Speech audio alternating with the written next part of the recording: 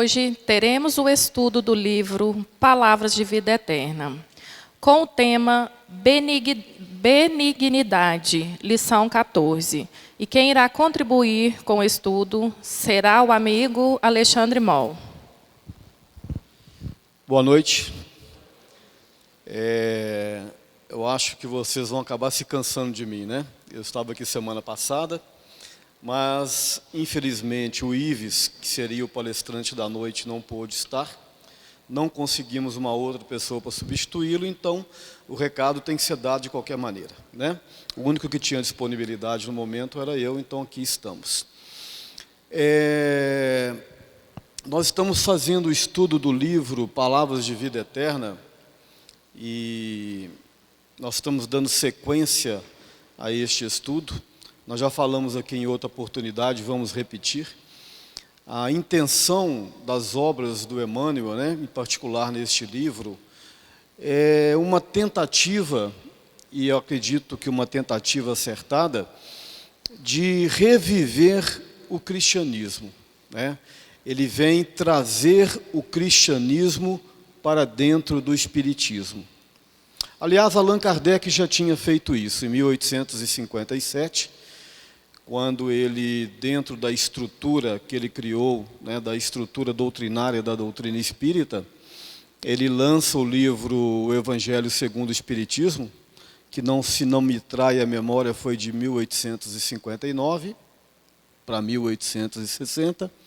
Então, Allan Kardec, já lá na matriz, né, no nascimento da doutrina espírita, ele já teve essa preocupação de dar um norte, uma base, né, cristã para o espiritismo. Porque ele entendia, e com muita sabedoria, que as doutrinas, para que elas se estabeleçam, né, e que para que elas possam levar as suas propostas no campo da filosofia, no campo do conhecimento, elas precisam de ter uma base moral muito bem edificada.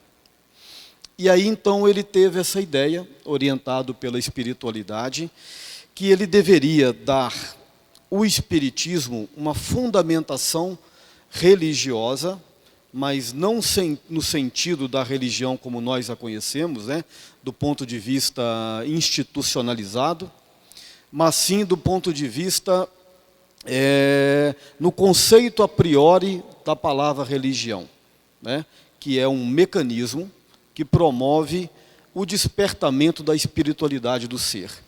Então, dentro deste pensamento, é que Allan Kardec, ele lança a obra O Evangelho segundo o Espiritismo, ou seja, o Evangelho segundo a perspectiva do Espiritismo, e ele consegue, assim, já num primeiro momento, dar uma estrutura moral para o Espiritismo.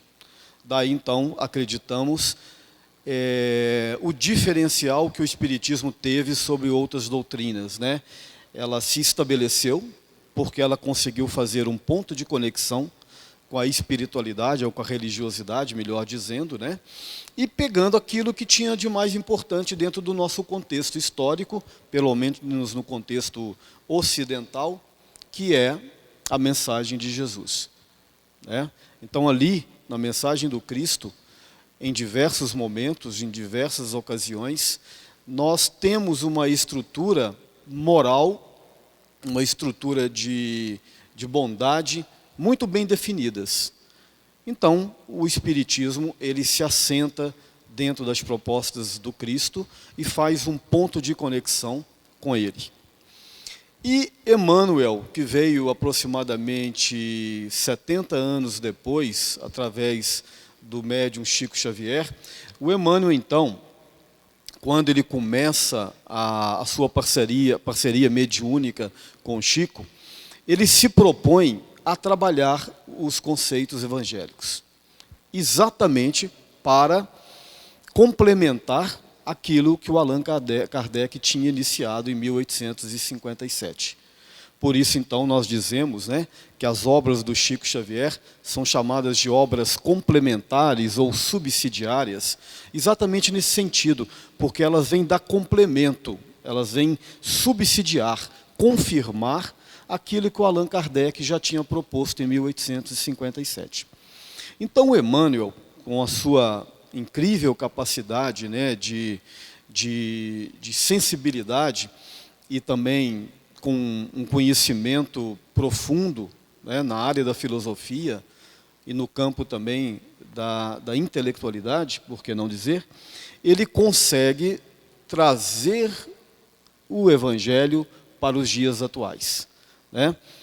Porque nada adiantaria a proposta do Cristo se nós não a colocássemos na prática do nosso dia a dia, se ela não contribuísse para que nós pudéssemos vivê-la, né?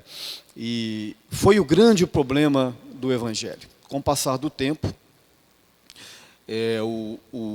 a igreja se organizou pelos idos de 325, aproximadamente, com o concílio de Nicéia, né? A partir daí começa a estrutura hierárquica, a estrutura eclesiástica da igreja, os primeiros pensadores, Orígenes, Santo Agostinho, né? Então ela começa a fundamentar ali, já no ano de 325. Porém, com o passar dos anos, o que aconteceu?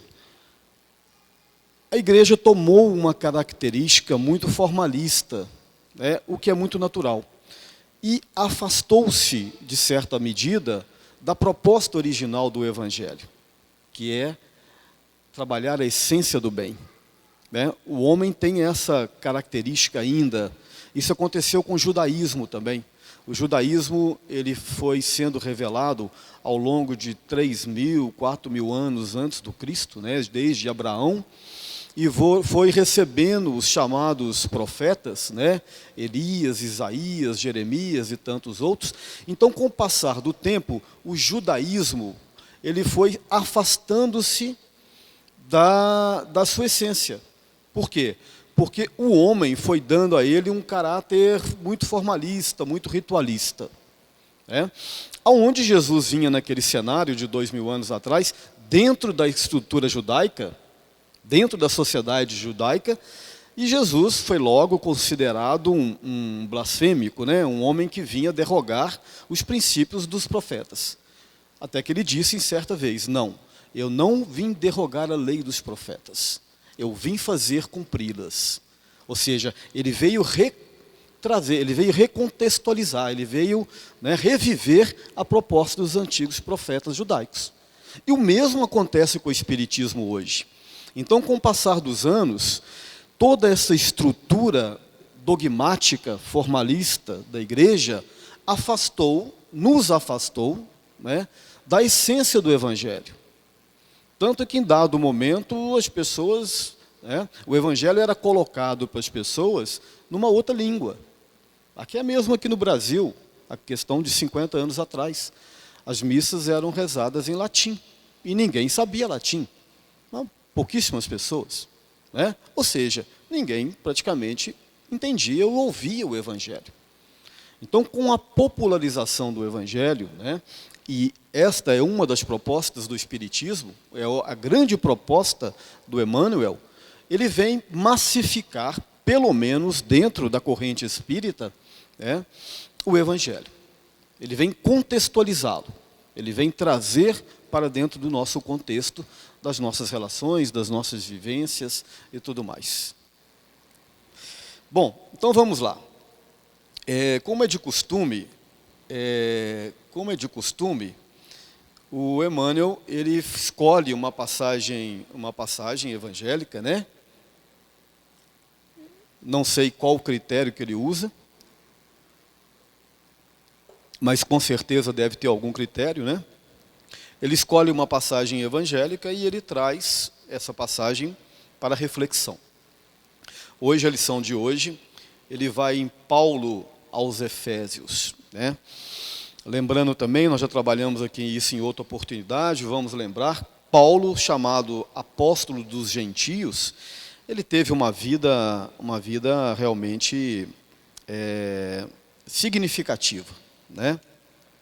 Muito longe da vida que nós temos, porque naturalmente ele era um missionário, né? Ele tinha todo um preparo do mundo espiritual, acredito, e toda uma missão de fazer com que a palavra de Jesus não se perdesse ali naquele momento.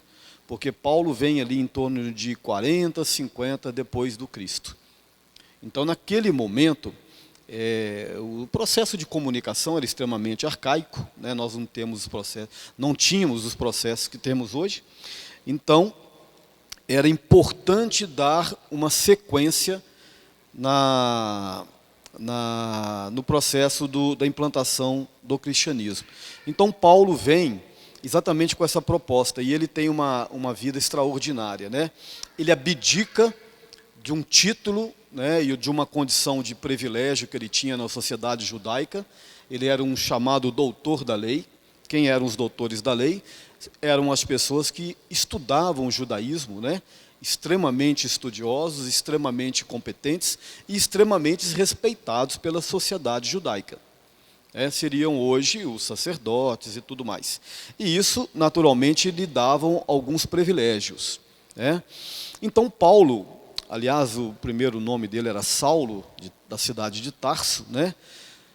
Ele, como doutor da lei, ele vê aquele movimento do cristianismo nascente, né, que estava começando a se estruturar, e ele via aquilo como um ultraje ao judaísmo, né?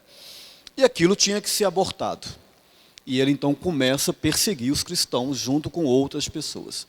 E numa dessas suas histórias, numa dessas suas andanças, ele vai até a cidade de Damasco, né, que hoje é a capital da Síria, e chegando na porta de Damasco, ele tem uma revelação, segundo consta no livro Paulo e Estevão, também de Emmanuel, onde ele teria caído do seu cavalo e na hora que ele bate ao chão, ele fica cego e vê uma luz resplandecente, e essa luz era Jesus, e Jesus então pergunta para ele: Saulo, Saulo, por que tu me persegues? A partir daí nós temos a conversão de Saulo.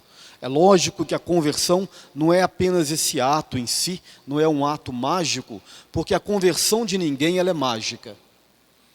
A conversão, a mudança, né? Ela demanda muita luta, muito sofrimento e muito trabalho.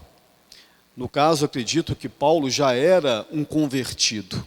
Ali foi apenas um momento significativo e ilustrativo para que a gente faça as nossas reflexões sobre essa questão da mudança, né? E então ele adentra a cidade de Damasco, ele iria atrás do seu algoz, né, da sua vítima, perdão, que seria Ananias, e ao contrário disso ele é atendido por Ananias. E dentro de um processo, acredito, uma cura espiritual, ele restitui a visão de Paulo. Paulo então volta para Jerusalém. Chegando em Jerusalém, ele tenta levar a palavra de Jesus para os seus afins.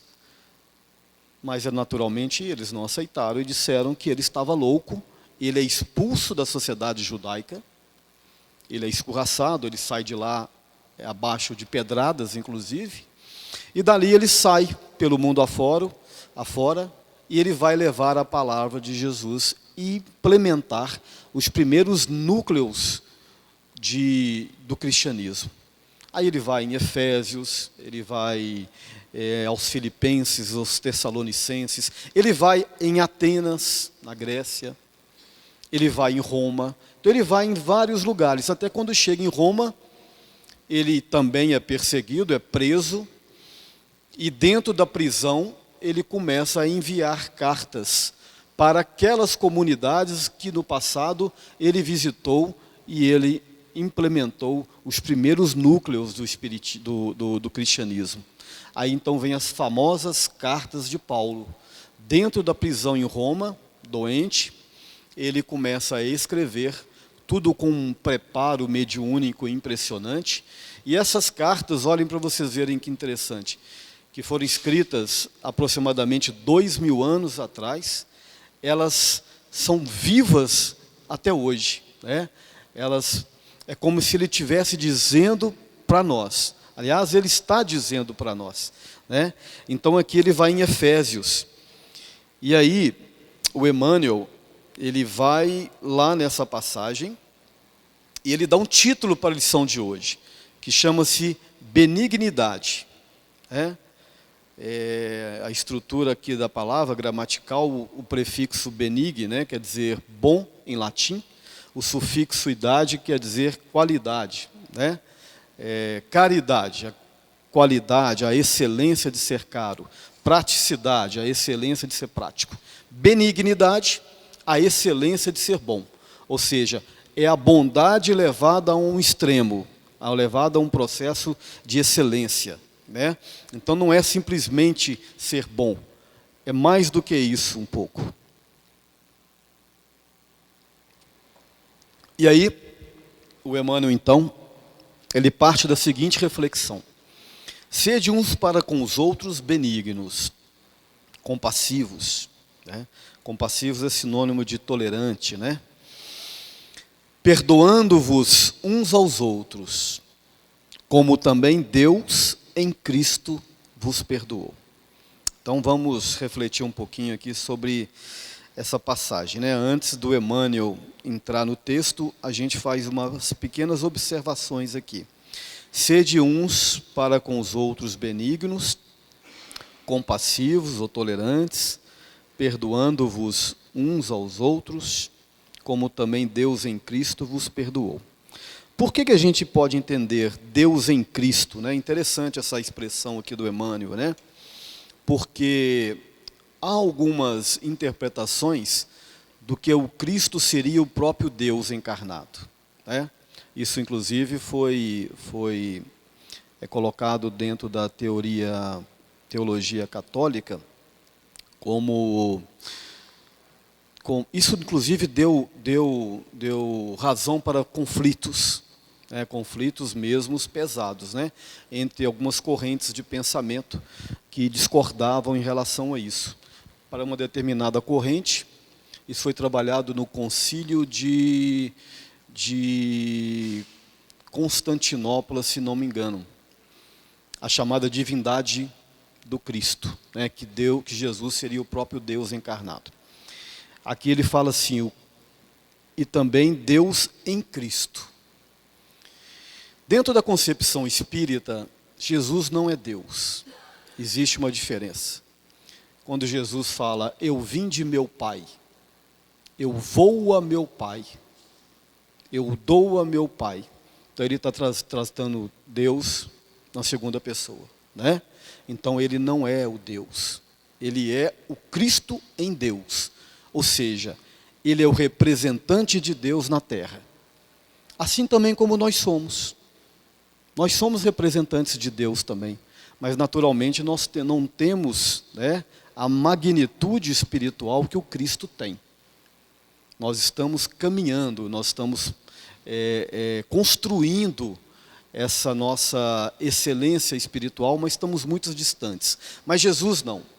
Jesus já é o Cristo de Deus, ou seja, ele é um filho de Deus, com uma qualificação espiritual para representar o Deus na terra. Então, como eu falei para vocês, lá no passado, essa questão da divindade do Cristo deu pano para manga. Deu até brigas mesmo, deu perseguições, mortes e tal. Então, isso é confuso ainda dentro da teologia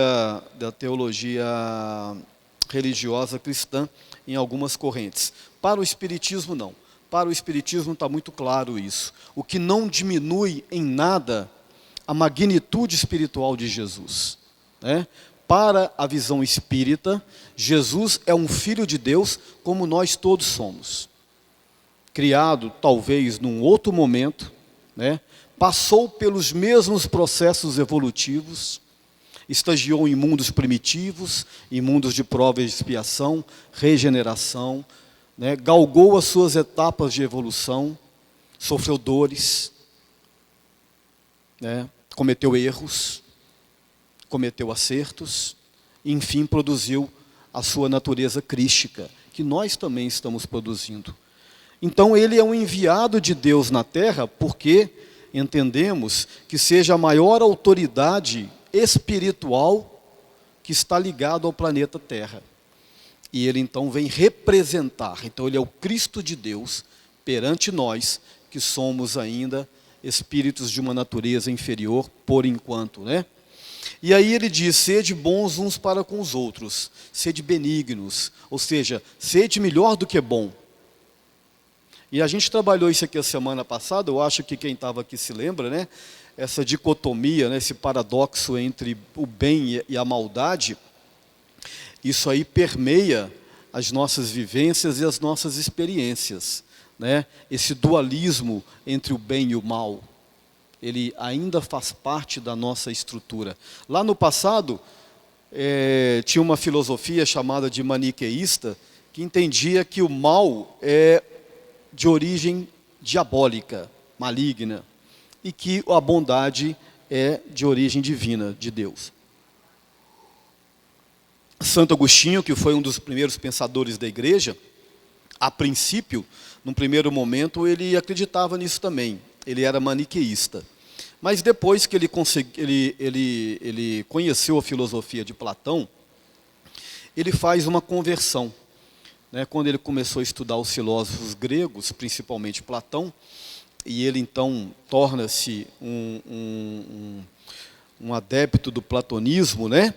E Agostinho, então, ele entendendo as propostas de Platão, quando ele fala sobre o dualismo, né?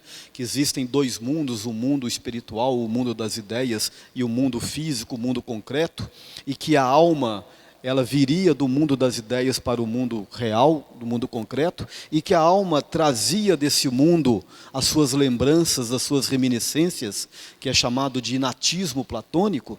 Então Agostinho ele fica fascinado com a filosofia platônica. Então o que ele faz?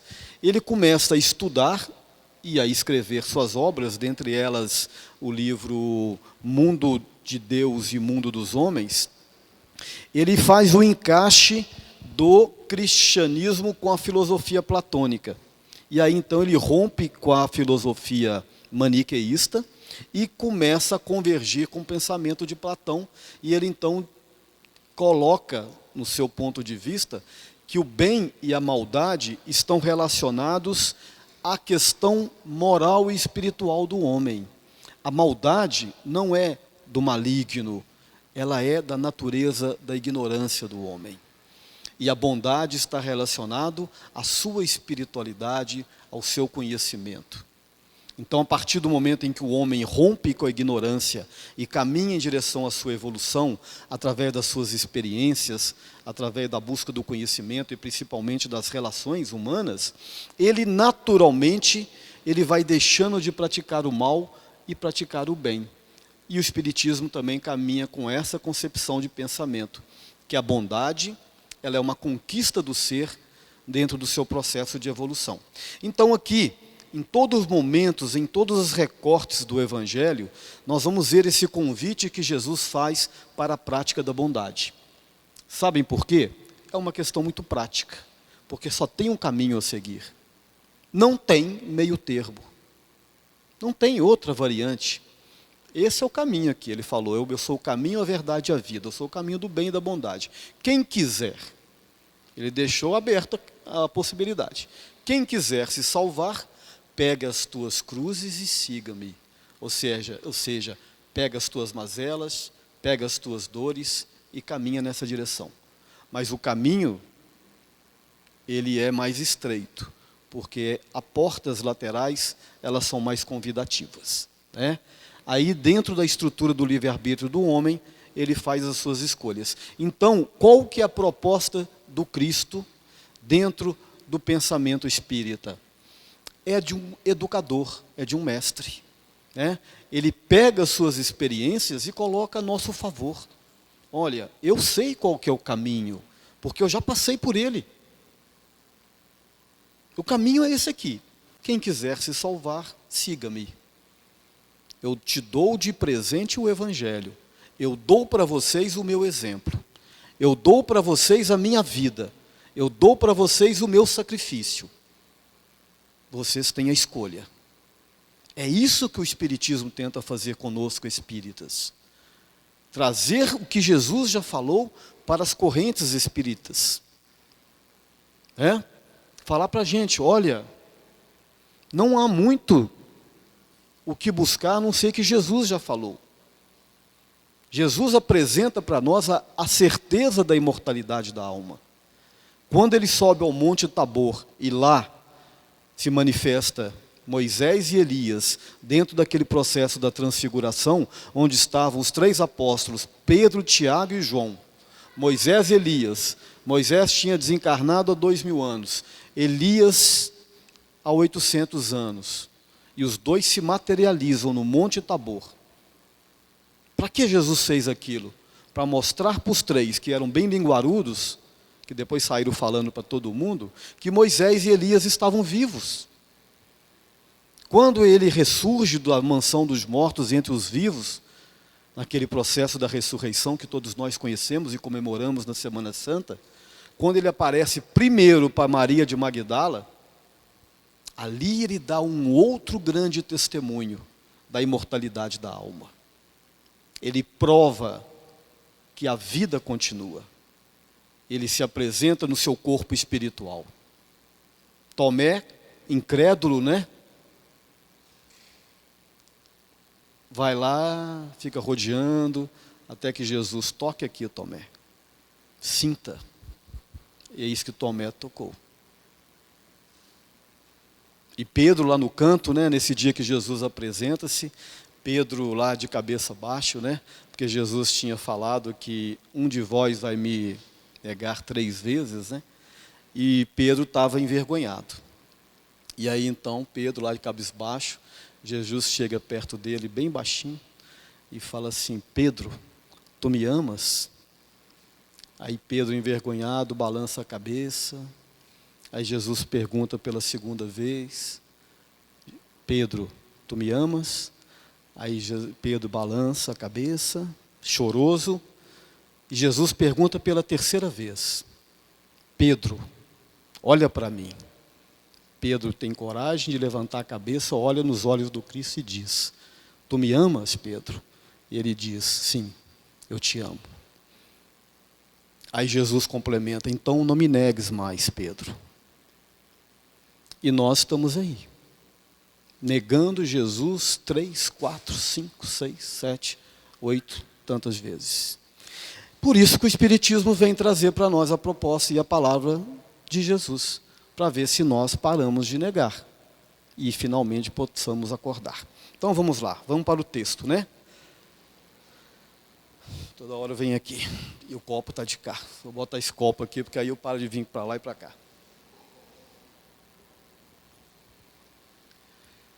Meditemos na tolerância divina para que não venhamos cair nos precipícios da violência.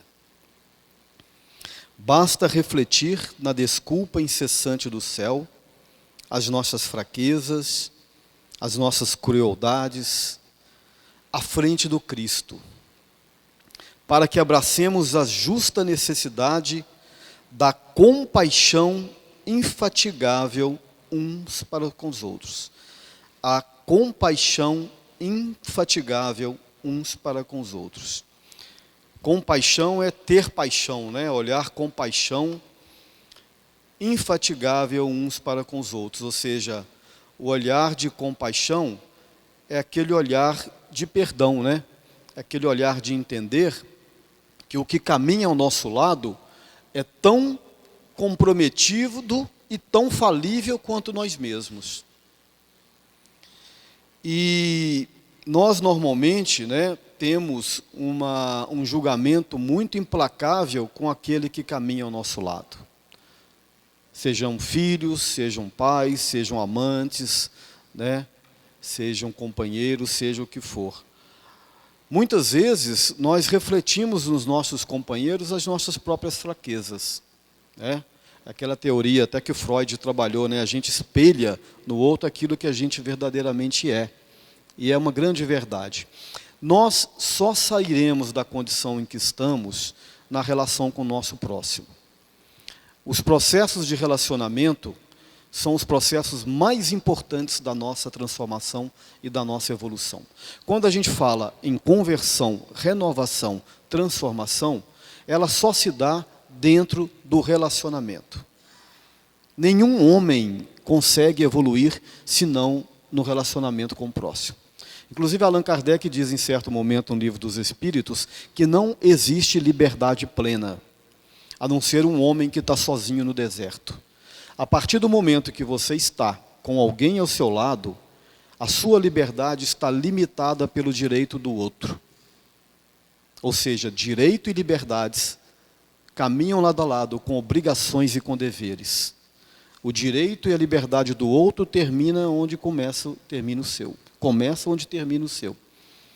Então, os relacionamentos, elas são as coisas mais importantes das nossas vidas.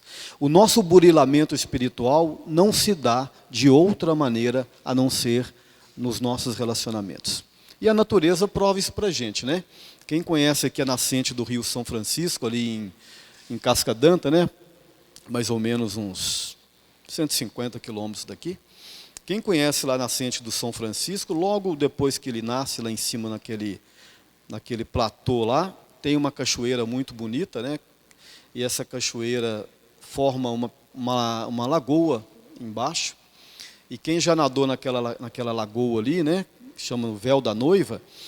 Quem já nadou ali sabe, as pedras que ficam ali são aquelas pedras que lascam os pés, né? Se você colocar o pé no fundo, você até corta o pé. À medida que as águas vão descendo, as pedras vão rolando, elas vão se atritando, elas vão se burilando, né? Aí se a gente chegar aqui em Pirapora, aqui em cima, você vai perceber que as pedras ali do Rio São Francisco, elas já são redondinhas. Aí se você chegar lá na foz do Rio São Francisco, lá no estado do Alagoas, as pedras já são bem redondinhas, buriladas e pequenininhas. As mesmas pedras que em outros tempos tiveram lá em cima, né?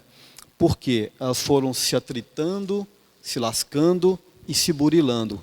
Assim também somos nós, os espíritos.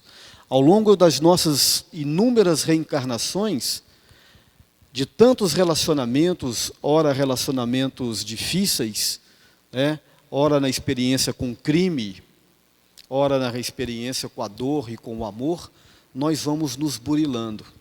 É por isso que Deus, dentro da sua perfeita mecânica, né? Ele nos coloca para encarnar em núcleos familiares. Muitas vezes, dentro dos núcleos familiares, estão os inimigos do passado. Aquele filme, né? Acho que todo mundo já viu, né? Dormindo com o inimigo, né? Muitas vezes é uma grande verdade. Por quê? Ora, por que eu vou colocar um inimigo lá na China, sendo que ele tem que estar do meu lado? E quanto mais próximo... Não estou dizendo que todo casal seja o inimigo do passado, não, né? Mas alguns são. Então, dentro das nossas famílias é que está a grande proposta de evolução e de transformação do nosso espírito, dentro dos nossos relacionamentos. É por isso que muitas vezes esses relacionamentos são extremamente atritantes. Eles são extremamente sofridos. Mas esta é a proposta. Esta é a proposta. É colocar aqueles que nós mais devemos, ou que mais nos devem, mais próximos de nós, para que nós possamos reparar através da convivência, do perdão e do amor, nós vamos reparando essas arestas. Desce Jesus da espiritualidade solar, dissipando-nos a sombra. Negamos-lhe... Tem que botar o óculos, tem jeito não. Desce Jesus da espiritualidade solar, dissipando-nos a sombra. Negamos-lhe guarita. O Supremo Senhor, porém, não nos priva da sua augusta presença. Mesmo que a gente insista em não aceitá-lo, e não vivê-lo, e não nos aproximar dele, ele insiste conosco ainda. Então aqui diz o Emmanuel que Jesus desce da espiritualidade solar. No livro A Caminhos da Luz,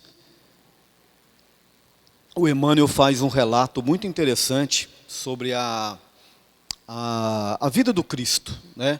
Ele vem dizer que Jesus está conosco desde o início dos tempos da Terra. E do ponto de vista astronômico, a Terra tem aproximadamente 4 bilhões e meio de anos.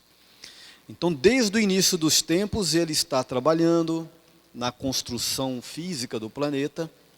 É como um pai que constrói a casa para os filhos que vão nascer.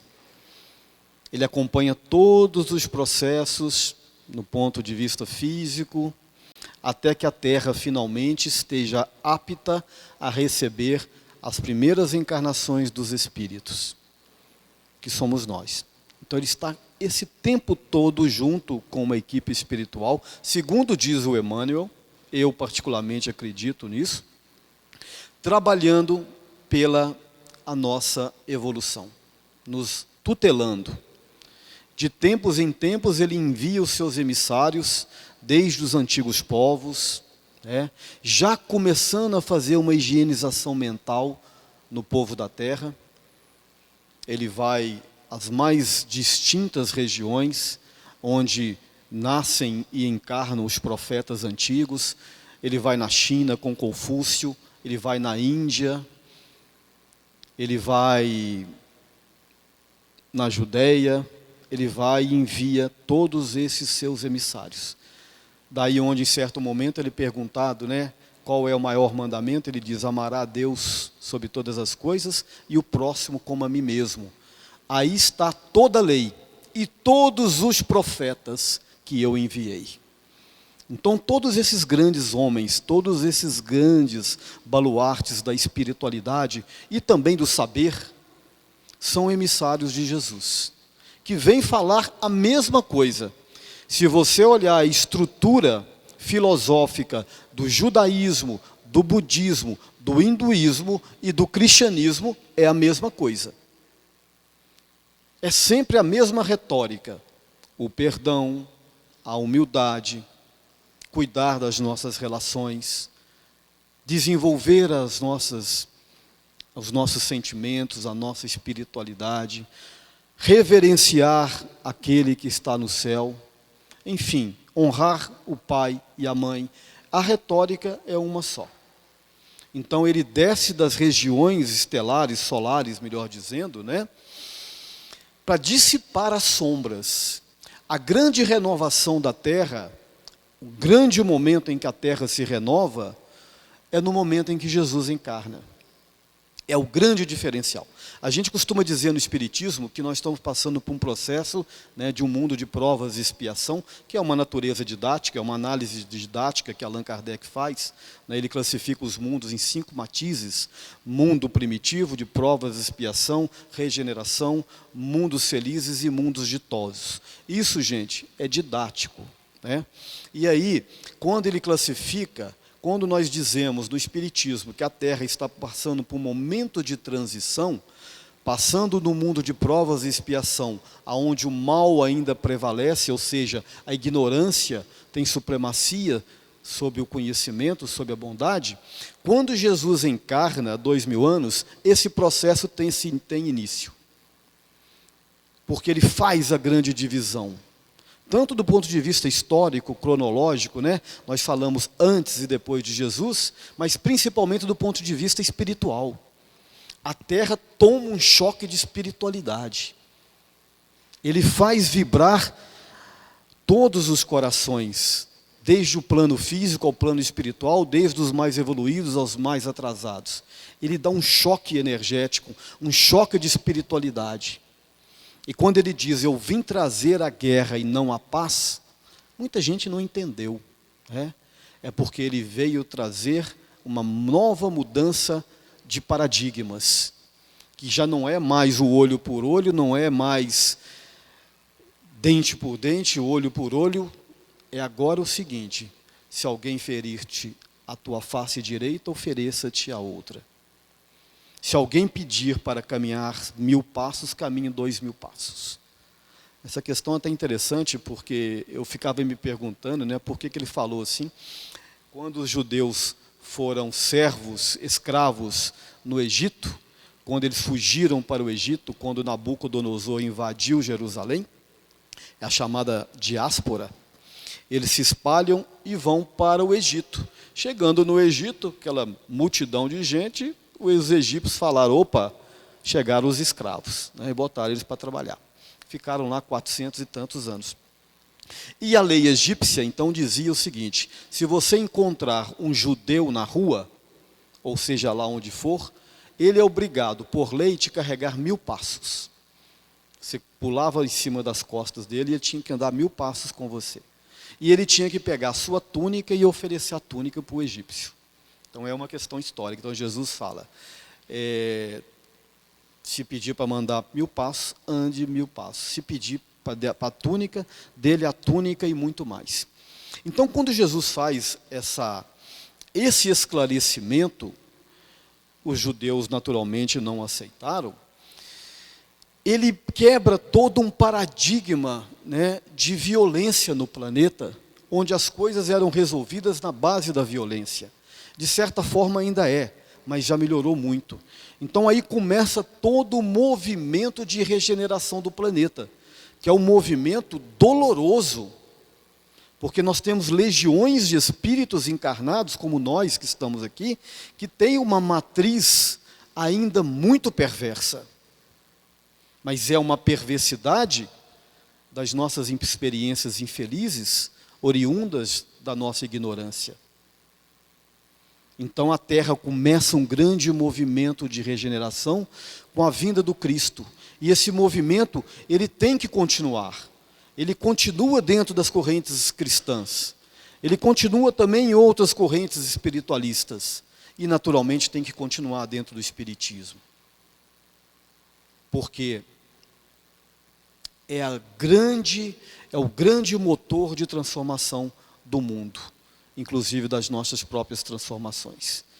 É o grande estimulador dos espíritos encarnados e desencarnados, é o amor que Jesus oferece para a gente. O divino benfeitor exemplifica o amor incondicionalmente, sanando-nos as mazelas do corpo e da alma, a ensinar-nos a bondade e a renúncia como normas de justa felicidade. Então ele ensina a bondade e a renúncia como normas de justa felicidade. Ou seja, ele viveu tudo isso que ele disse, né? Ele vive a renúncia. Imagine vocês, olha que bacana, ele começa, o maior espírito, né? A realeza espiritual encarna numa manjedoura, filho de um carpinteiro, como um pobre, uma manjedoura. Não nasceu nos palácios, né? Porque a realeza de Jesus é a realeza espiritual. Ou seja, ele já começa a mostrar aí que a matéria é sim muito importante, mas nós temos que entender que a realeza que nós buscamos na Terra não é a realeza da matéria, mas é a realeza do espírito. Porque o que vai sobreviver a tudo isso aqui é o espírito. Então aí já começa o seu grande movimento. E ele prega, ou ele vive, melhor dizendo, a renúncia. Ele renuncia todo essa condição de realeza espiritual que ele tinha, né? A gente tem até algumas discussões sem sentido, no meu ponto de vista, para dizer, Jesus sentiu dores ou não sentiu dores no Calvário, né, no momento da dor. Sentiu sim. Ele poderia ter abdicado dela se ele quisesse, por causa da sua natureza crística. Mas ele quis sentir as dores como prova do seu amor para a gente, né? Ele quis experimentar e mostrar para a gente, porque as dores elas vão fazer parte das nossas vidas, gente. É inevitável. Agora depende como que nós vamos encará-las. Recompensando-los com a saliva do escárnio e com a cruz da morte. A infinita sabedoria, no entanto, não nos recusa a herança do seu evangelho renovador. Em nome do Mestre sublime, protótipo do amor e da paz, fizemos guerras de ódio, ainda fazemos, acendemos fogueiras de perseguição e extermínio, queimamos muitos, né, que eram chamados de herege, porque questionava algumas coisas, né? Os médiuns da Idade Média eram chamados de bruxos e de bruxas, e muitos foram queimados, né? A chamada Inquisição, a Santa Inquisição, que de santa não teve nada, foi tudo feito em nome do Cristo. Por quê? Porque o homem deixou que a sua ascendência de maldade, que a sua maldade tivesse ascendência sobre a bondade do Cristo. Todavia, é por isso que eu falo para vocês quando ele disse, eu vim trazer a guerra, eu vim trazer a espada, porque ele sabia que isso tudo ia acontecer. Todavia, o Altíssimo Pai, que é Deus, não nos caça a oportunidade de prosseguir caminhando no tempo e no espaço em busca da nossa evolução e da nossa salvação. Muitos de nós estávamos nesses momentos de terror. Muitos de nós. Não pensem vocês que nós não fizemos parte desses momentos de terríveis. Estávamos lá. Uns momentos ou em outros momentos. O Emmanuel também tem uma fala muito significativa que ele diz que o nosso passado está ensopado de sangue, mas o nosso futuro é um horizonte resplandecente. O passado de todos nós aqui está ensopado de sangue, porque esses períodos de guerra, de matança, de perseguições, de dores, de sofrimentos, nós estávamos presentes. Não pensem vocês que vocês são privilegiados, não. Que nós estávamos só como vítimas. Em muitos momentos nós fomos algozes também. É por isso que estamos aqui, dentro do Espiritismo, para ver se a gente agora aprende alguma coisa. Reflete na magnanimidade de Deus e não coleciones desapontamentos e mágoas, para que o bem te encontre a feição do canal seguro e limpo. Guardar ressentimento e vingança, milindre e rancor, é o mesmo que transformar o coração num vaso de fel que vai explodir. Tem aquela fala que a gente ouve muito, né? Eu dou um boi para não entrar numa briga, mas dou uma boiada para não sair dela, né? Tem gente que enche a boca para falar isso, não é? Tem gente que diz assim, a vingança é um prato que se come aos poucos, não é uma coisa assim? Como se isso fosse uma grande coisa, né? É exatamente o contrário. É exatamente o contrário.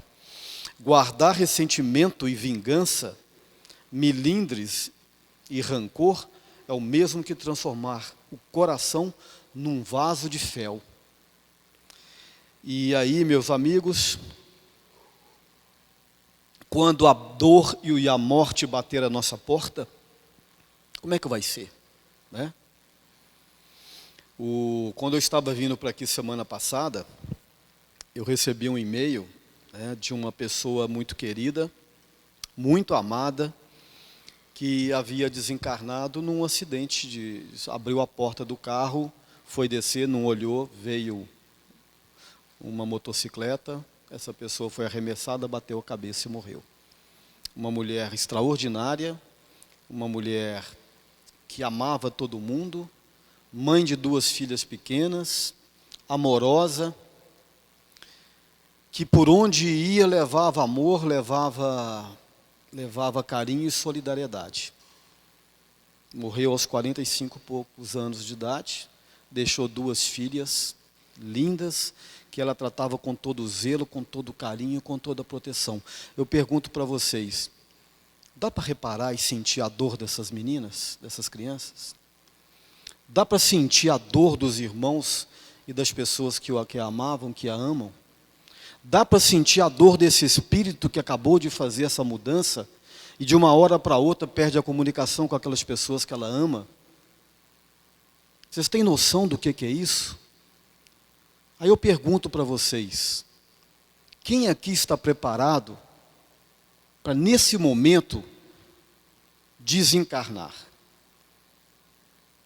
Suponhamos que nós saímos ali afora e fôssemos atropelados hoje, daqui a poucos minutos, ou sofrêssemos infarto, ou sofrêssemos um aneurisma, quem aqui estava realmente preparado para deixar as nossas relações, deixar aqueles que nós amamos, deixar as coisas materiais que nós gostamos?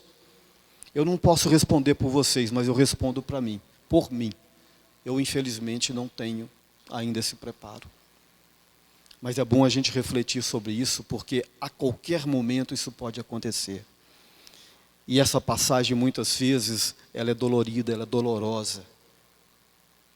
Principalmente para aqueles que não espalham perfumes e não espalham flores. Essa pessoa que eu referi para vocês, que é muito amada, com certeza está tendo uma grande assistência da espiritualidade. Mas outros não têm. Não porque a espiritualidade não quer oferecer, é porque a pessoa não tem a conexão. Então nós temos que pensar muito sobre isso, vivermos as nossas vidas, como diz o Emmanuel, com benignidade, porque a qualquer momento nós podemos ser chamados. Então nós temos que viver cada dia como se fosse o último dia de nossas vidas, valorizando cada momento, cada relação, cada palavra, cada sentido das coisas. Porque faz parte, a dor vai bater a nossa porta. E eu não estou rogando praga em vocês, não. É a lei de Deus. Mas não é a lei de maldade. Deus não pune. Deus não é mau. Deus é educativo. A lei colima, para o aprendizado, mesmo que seja o aprendizado da dor. Uma pessoa só muda de ano na escola, uma criança, um jovem, se ela estudar e fazer as provas e conseguir fazer e avançar. Nós só vamos sair da condição que nós estamos se vencermos as nossas provas. E o melhor que se tem que fazer é o quê? Para um estudante, é se dedicar, é estudar. E o que nós temos que fazer? A mesma coisa, é dedicar, é estudar, é praticar aquilo que está escrito, que está claro em todas as religiões, está claro do Espiritismo, está claríssimo no Evangelho. Finalmente, segundo a advertência do apóstolo Paulo, usemos constantemente a bondade uns para com os outros, porque somente assim viveremos no clima de Jesus, que nos trouxe a vida ilimitada de compaixão e o auxílio incessante na providência celestial. Então, meus amigos, mais uma vez, o Emmanuel deixa uma lição bastante objetiva, bastante clara, convidando a todos nós para, finalmente, a gente sair da condição de vítimas, de coitadinhos, e passarmos efetivamente a trabalhar para a nossa própria transformação, com tudo que nos foi ofertado em termos de relacionamentos, em termos de experiências. Deus abençoe a todos, muito obrigado, boa noite.